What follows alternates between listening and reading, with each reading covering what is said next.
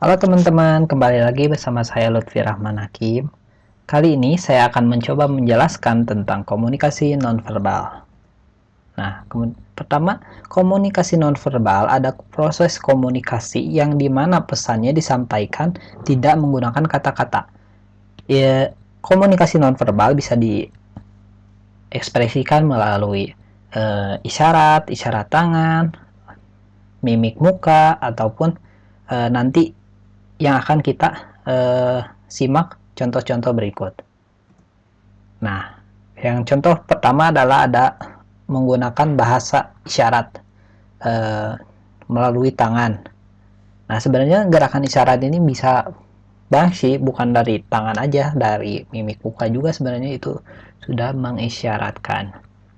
Nah, kemudian sebenarnya apa sih fungsi komunikasi nonverbal itu? Fungsi utama komunikasi nonverbal adalah untuk mengirimkan makna melalui penguatan berlawanan dengan komunikasi nonverbal.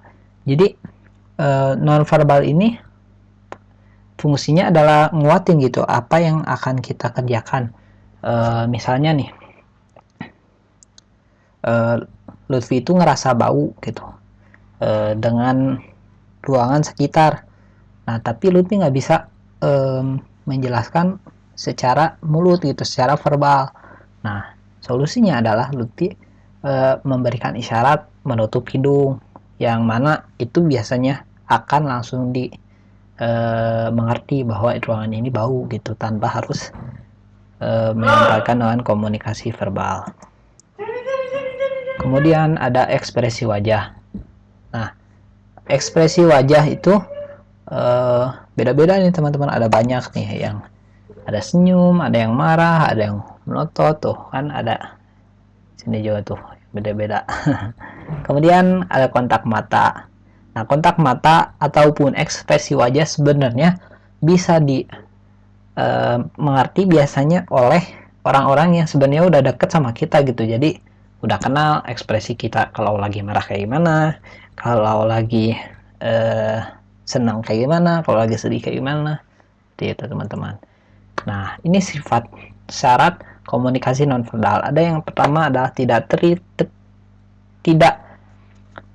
universal tetapi terikat. Kemudian ada spontan. Maksudnya komunikasi nonverbal ini biasanya dilaksanakan langsung gitu, nggak direncanain. Kalau ambigu, nah ambigu itu kadang maksudnya kalau kita nyampaikan komunikasi tapi nggak dimengerti sama orang lain, kemudian berlangsung. Maksudnya berlangsung di sini adalah ya, komunikasi nonverbal itu bisa disebut komunikasi nonverbal ketika saat itu terjadi. Maksudnya kayak gitu lah teman-teman. Jadi pada saat teman-teman melakukan komunikasi nonverbal, nah itu yang disebut dengan komunikasi nonverbal. Kemudian ada bentuk komunikasi nonverbal. Pertama ada komunikasi visual, komunikasi penciuman, komunikasi gerakan tubuh, komunikasi lingkungan, dan komunikasi cita rasa. Komunikasi sentuhan adalah bentuk komunikasi yang menyampaikan suatu maksud tujuan tertentu dari orang yang maksudnya kayak gini.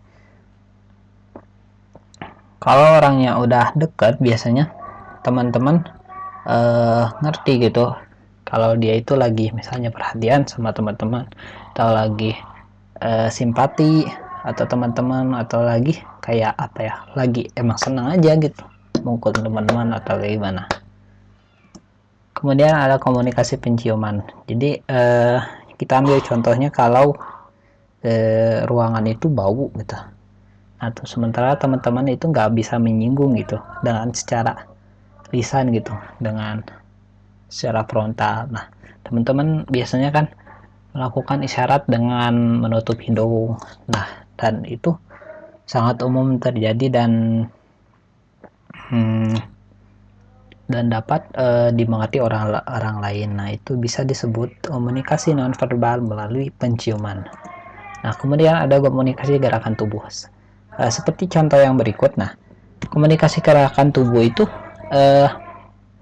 akan dilakukan kalau memang nggak bisa diucapkan gitu secara verbal. Nah, contohnya ini di dalam contoh kasus dirjen musik.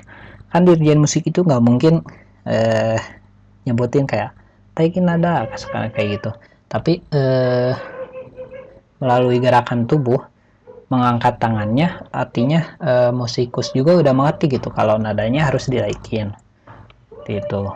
Kemudian ada komunikasi penampilan. Maksudnya komunikasi penampilan adalah komunikasi yang ditunjukkan melalui penampilan kita gitu. Misalnya kalau kita ingin bekerja nih, kita itu nggak harus ngejelasin loh ke teman kita kalau kita itu mau berangkat kerja dengan seragam kerja kita. Kalau teman-teman kita itu udah deket, kalau udah tahu tentang penampilan kerja. Nah, lagi-lagi Lutfi sampaikan kalau komunikasi nonverbal ini sebenarnya akan berhasil kalau memang kedua belah pihak itu sudah saling memahami, yang mana itu akan terjadi kalau memang udah deket gitu sama orangnya biasanya. Kemudian ada komunikasi cita rasa. Jadi ya teman-teman tahulah kalau mimik muka kalau orang yang enak dengan makanannya atau tidak enak. Kemudian ada bentuk komunikasi visual melalui gambar, grafik, dan lambang. Di sini ada contohnya burung garuda, kemudian ada emoticon yang marah, kemudian juga ada gambar anak yang sangat bersemangat kayaknya lagi untuk melaksanakan pembelajaran di sekolah seperti itu. Kemudian ada komunikasi lingkungan. Lingkungan juga dapat mengandung komunikasi.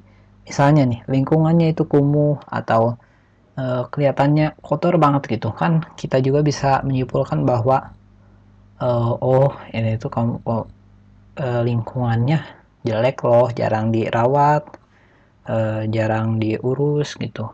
Sementara beda dengan yang di perhutanan gitu, yang asri banget udaranya, terus emang belum terjamah oleh manusia, itu biasanya akan lebih asri udaranya.